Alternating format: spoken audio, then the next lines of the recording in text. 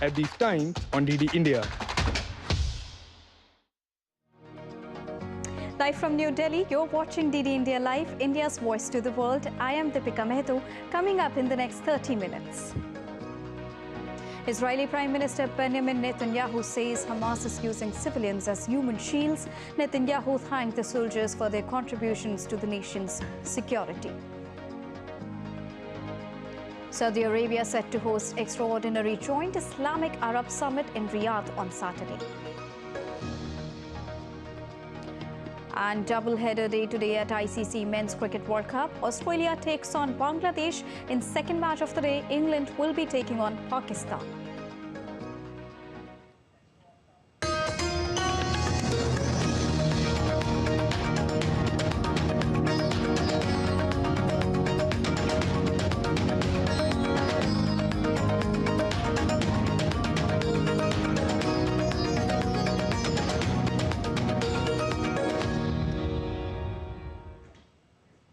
Now, Saudi Arabia is hosting an extraordinary joint Islamic Arab Summit in Riyadh today. Arab leaders, including Iranian President Ibrahim Raisi, is expected to attend the Organization of Islamic Cooperation Summit in Riyadh. The Gaza crisis will be discussed during the summit. According to the statement of the Saudi Foreign Ministry issued on Friday, the joint Islamic Arab Summit comes in response to the exceptional circumstances taking place in Gaza. Israel's foreign ministry says the death toll from the 7th of October attack by Hamas has now been revised. The new official figure stands at around 1,200, down from the earlier estimate of 1,400. The ministry also confirmed that the new count was not a final number and might change, and also identify all the bodies. The updated figure comes more than 1 month after Hamas gunmen carried out an attack on towns and military bases in southern Israel. It included the killing of Israeli civilians, including women and children, in residential areas and at a music festival. Israeli authorities also say that Hamas also took more than 240 people captive during the attack, including Israeli soldiers and civilians, as well as people from numerous foreign countries. Israeli Prime Minister Benjamin Netanyahu responded to French President Emmanuel Macron's call for Israel to stop attacking the civilians in Gaza. Netanyahu said that Hamas is responsible for these deaths and not Israel. Netanyahu further said that Israel is doing everything possible to avoid harming Gaza and civilians, whereas Hamas is doing everything to prevent them from leaving for safer zones. Israeli Prime Minister further added that Hamas is cruelly holding Israeli hostages, women, children and the elderly in a crime against humanity, and uses schools, mosques and hospitals as terror command centers. Moreover, he said that today Hamas is committing crimes in Gaza. Tomorrow it will spread such attacks in other nations as well. Israeli Prime Minister Benjamin Netanyahu made a visit to an army base at the Gaza border as well, where he praised the soldiers for contributing to the safety and security of Israel. He also joined them for Sabbath service. Now, recent polls have suggested that Donald Trump is ahead of US President Joe Biden in 5 of the 6 most important battleground states 1 year before the 2024 elections kick off. The result shows Biden losing to Trump, his likeliest Republican rival, by margins of 4 to 10 percentage points among registered voters in Arizona, Georgia, Michigan, Nevada, and Pennsylvania. President Biden is ahead only in Wisconsin by 2 percentage points, the poll found.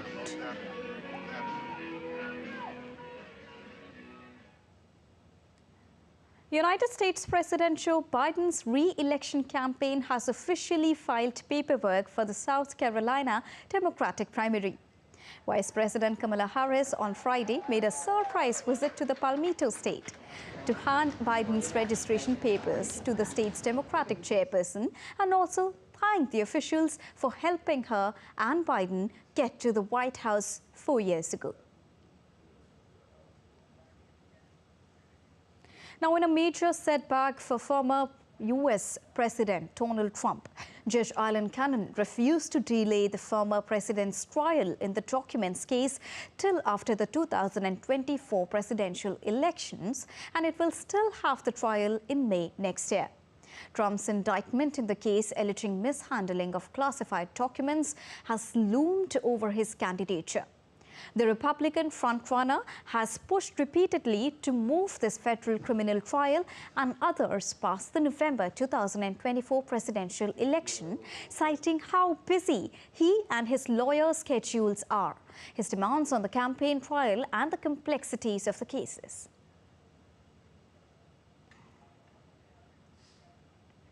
U.S. House of Representatives Republicans aim to release a stopgap measure to avert a partial government shutdown on Saturday, the morning after the Moody's credit agency lowered its outlook on government's credit ratings to negative. U.S. House Speaker Mike Johnson has spent days in talks with members of a slim 221 to 212 Republican majority about several CR options. The Republican-controlled House and Democratic-led Senate must agree on a vehicle that President Joe Biden can sign into law before current funding expires on the 17th of November. Moody's cited political polarization in Congress as a factor in making its decision to lower the credit outlook, saying Washington may not be able to reach an agreement to make its growing deficits more affordable. The U.S. recorded a $1.7 trillion deficit last year, which is the largest outside of the first COVID-19 pandemic, and rising interest rates mean that the cost of servicing that debt will continue to grow. Now, just a few months ago, Congress brought the U.S. to the brink of defaulting on more than $31 trillion in debt, a move that would have shaken the world financial market. Staying in the U.S., U.S. Treasury Secretary Janet Yellen said on Friday that she and Chinese Vice Premier He Lifeng agrees to intensify communication on economic issues, but also warned him to crack down on Chinese companies that supply material support to Russia for its war in Ukraine. Yellen said she'd raised the issue during 2 days of meetings with Chinese Vice Premier He Lifeng, expressing concerns that equipment helpful to Russia's military were evading sanctions and getting to Moscow to aid its war against Ukraine. We do see evidence that there are Chinese firms, and I'm certainly not saying with the knowledge of the Chinese government, but some Chinese private firms that may be aiding in the flow of this equipment and material to Russia, as well as some financial institutions that could be involved in facilitating that flow. So I stressed in our conversations that it's critical to us that companies not provide material support for Russia's defense industrial sector, and that we were prepared to put in place further sanctions. And now in DD India Live, let's quickly take a look at news that is spreading across the world. Japanese Prime Minister Fumio Kishida has vowed to build up defense capabilities in response to an increasingly severe regional security environment. Kishida talked about increasing threats from Russia and China and vows to secure the necessary budget for it. FBI agents seized his electronic devices from New York City Mayor Eric Adams earlier this week. The move comes after a raid on the home of his chief campaign fundraiser. Federal authorities conducting an investigation into whether his 2021 mayoral campaign conspired with the Brooklyn construction company and Turkish government to funnel foreign money into the campaign. And Beatlemania is back as English-led genre band The Beatles have topped the UK music charts with their latest song called Now and Then, making history as the act with the longest gap between its first and last #1 single. The track features the voice of late member John Lennon, which was developed using artificial intelligence.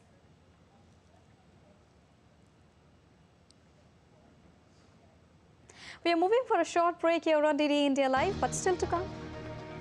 Russian artillery and drone attacks on Friday killed 3 people and damaged an unspecified infrastructure facility. Double-header day today at ICC Men's Cricket World Cup 2023.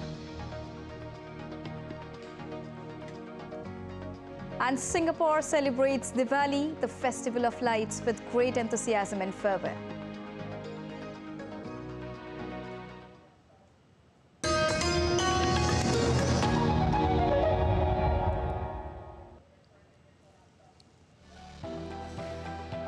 Turning crisis into opportunity, transforming ideas into action, stories of real change, tales of sustainable solution. This series is going to tell stories of such change makers. Watch Change Makers on DD India.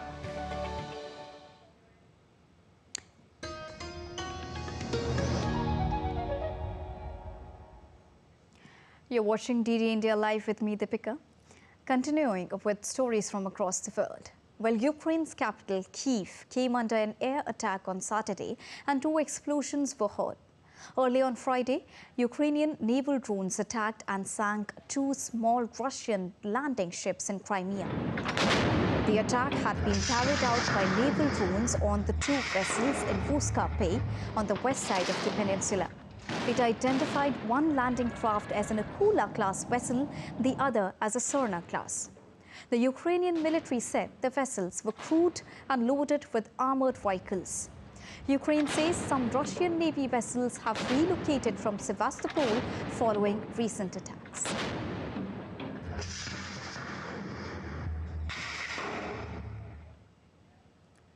A European Union plan to spend up 20 billion euros on military aid for Ukraine is meeting resistance from European Union countries and may not survive in its current form, as the diplomats say. As European Union defense ministers prepare to discuss the plan in Brussels on Tuesday, diplomats say multiple countries, including EU heavyweight Germany, have voiced reservations about committing such large sums years in advance. The debate over military aid comes as European Union nations are also in discussions over a proposal to give Ukraine 50 billion euros in economic assistance. The German parliament on Friday approved the implementation of a global minimum corporate tax as part of an international deal to ensure large companies pay a minimum tax rate of 15%. Multinational firms will have to pay that level of tax on all of the profits they make worldwide, regardless of where the profits are generated. In 2021, almost 140 countries agreed to an Organization for Economic Cooperation and Development deal that they are meant to implement from next year to prevent big companies like Alphabet's Google or Amazon avoiding taxation by transferring profits to low-tax countries. Now, thousands have been displaced in Somalia and neighboring countries in East Africa following a historic drought.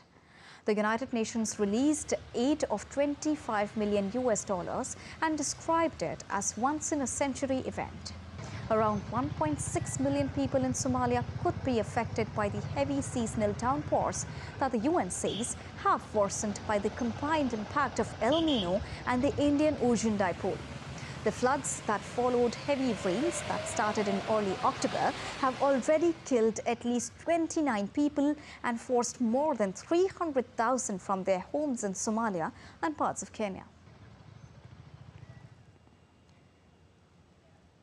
European Space Agency Chief Joseph Aschebar warns that the melting of polar ice caps and glaciers is very critical. He was speaking on the sidelines of the One Planet Polar Summit on the situation on poles. The agency chief also called on political leaders to recognize the importance of climate change. The summit was attended by delegates from 40 polar and glacial nations in Paris. The situation at the poles is very critical. We have, of course, we see with our satellites day and night what how big the melting of the polar regions is, but also what is the impact on sea level rise. We have some of the most accurate satellite measurements to see how the sea level is rising due to melting of polar regions, glaciers, and so on. Climate is still the biggest crisis to deal with. It needs all the effort from everyone. Of course, the political leaders need to make the decisions. In Spain, protesters set off flares in Madrid on Friday as acting Prime Minister Pedro Sanchez set for a new term. A day after securing the backing of Catalan separatist party, Sanchez secured the backing of Basque Nationalist Party, PNV. The more complicated deal was the one secured on Thursday with the party. The deal included a law granting amnesty to those prosecuted over Catalonia's attempt to secede from Spain, accusing Sanchez of putting the rule of law at risk. The support of the party and PNV takes Sanchez over the line with an outright majority in the 350-member lower house in a vote due to take place in the coming days.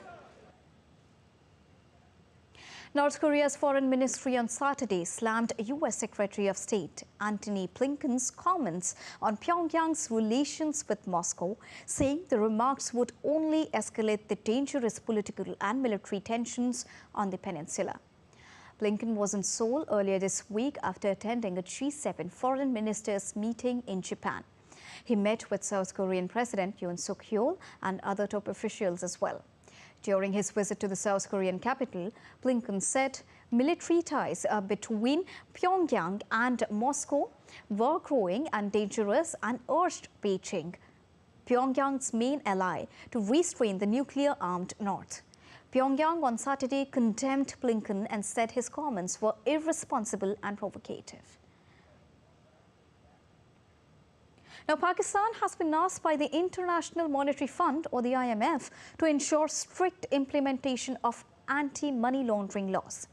The Federal Board of Revenue and the State Bank of Pakistan officials briefed the IMF regarding anti-money laundering and suspicious bank transactions during talks in Islamabad for the next review of the delivery of $700 million loan tranche. The sources also said that the SBP briefed the international lender on Pakistan's economic performance from July till March, while the FBR officials briefed the visiting delegation about tax crimes and also presented a report. With its large Indian population, the Festival of Lights is one of the major cultural festivals of Singapore and has been an official holiday in the city-state since 1929. Many streets are decked out in colourful decor, with businesses looking to cash in on the festive mood. DD India's correspondent Patrick Folk reports from Singapore. Let's take a look. Well, it'll come as little surprise that the big celebrations in Singapore are taking place right here in Little India. There are food markets, a bazaar. There's also the annual Diwali Light Up Little India spectacle, which will see these ornate decorations hung up behind me turn into a dazzling display by night. Now, the Little India Shop House and Heritage Association says it hopes to draw in around 5 million visitors to this colourful district over the festive period, and that'll be welcome news for businesses, many of which say they've been struggling with higher rental and other operational costs over the past year. Singapore's Deputy Prime Minister Lawrence Wong says Diwali is an occasion for residents, neighbours and friends of all races and religions to come together, and those were perhaps important and poignant words during this time of conflict and discord between different peoples in the Middle East. You're watching DD India Live. It's now time to get you all the latest sporting action.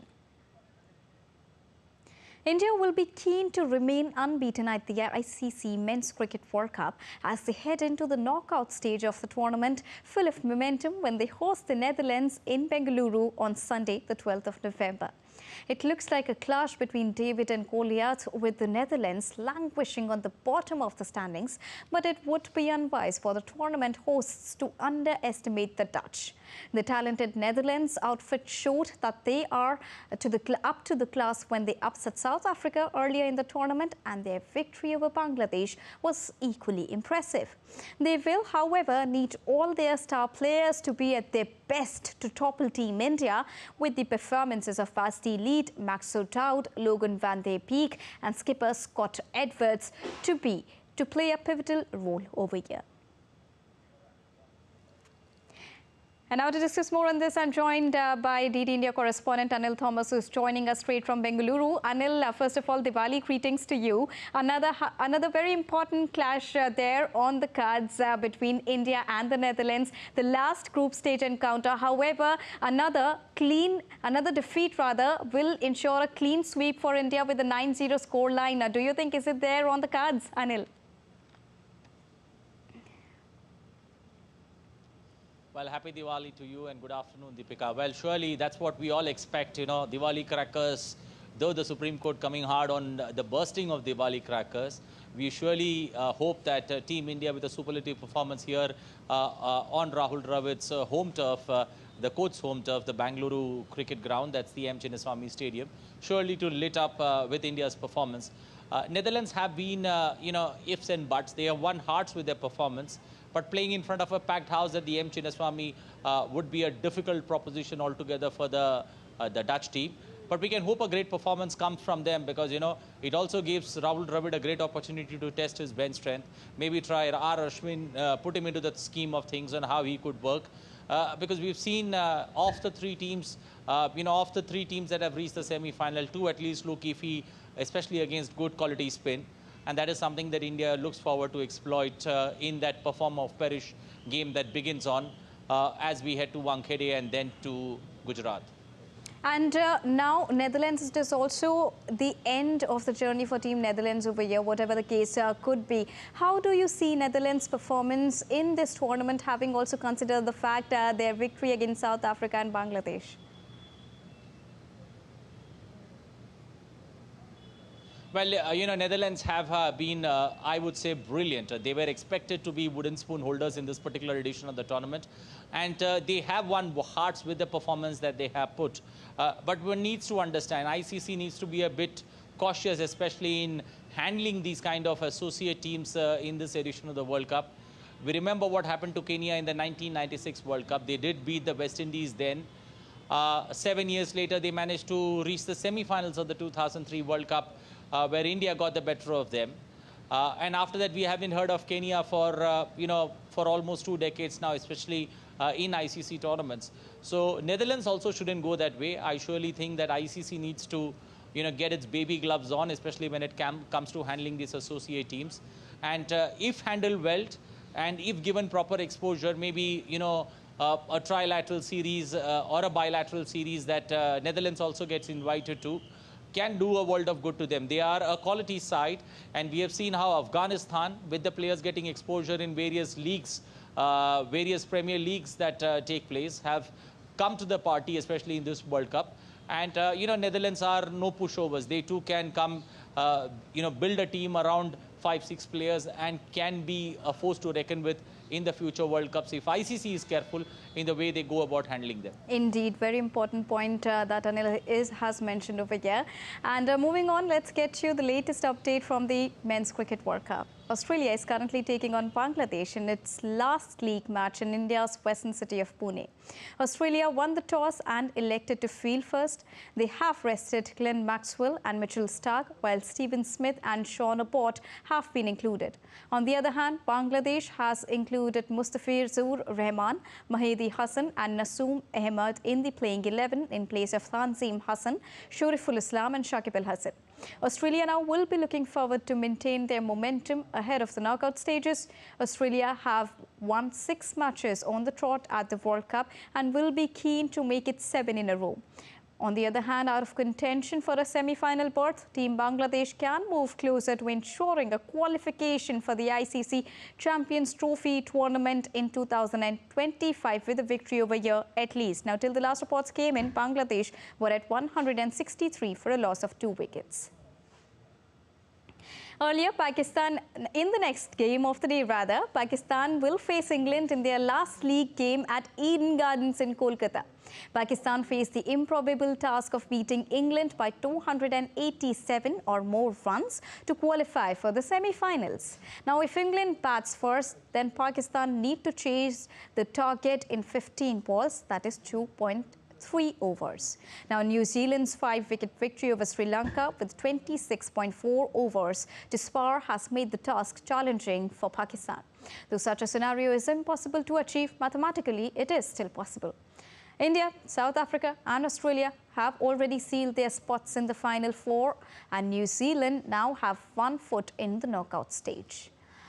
While the defending champions England are out of the race owing to the mediocre performance in this edition, the 2019 champions have pride to play for in their final league game. Having won just 2 of the 8 contested matches, England will eye to win their successive game in this edition.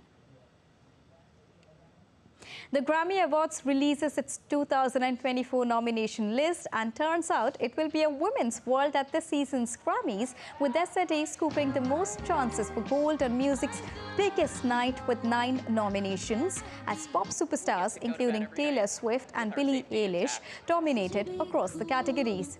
Taylor Swift dominated this year with a sold-out concert tour, the Eras Tour movie, whereas singers like Billie Eilish, Sulana Imani have also been nominated on their greatest contribution to the music industry. The winners to be announced at the award ceremony on the 4th of February next year.